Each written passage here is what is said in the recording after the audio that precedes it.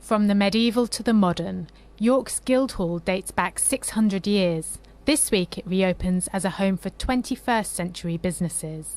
The custodians are rightly proud. So for me, this is one of the favourite bits of the project, and in essence it's what the project is all about. It's the links between old and new. And here we have the business lounge overlooking the river. Members of the Guildhall Business Club will be able to use this room during their office hours and also for meeting clients.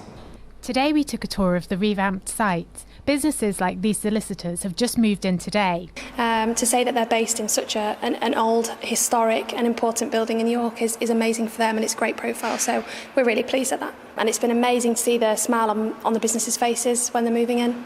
This grand old building has hosted kings and survived a Nazi bombing raid in the Second World War. But it was in a bad way when the council moved out almost 10 years ago. Breathing new life into this historic site hasn't been cheap or quick. It cost more than £21 million to complete the project, and contractors had to solve some pretty unusual problems along the way.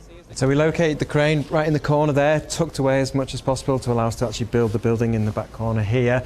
And then where you can see the new building behind you, that is where we found the Roman remains, the graveyards, the medieval archaeology and all the other good stuff that was in the ground. On the site of the unearthed Roman remains, there will be a riverside restaurant. Historic buildings are only relevant if they serve a purpose.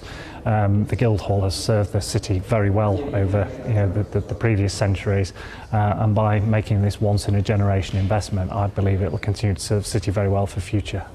Who knows what the next 6 centuries will bring?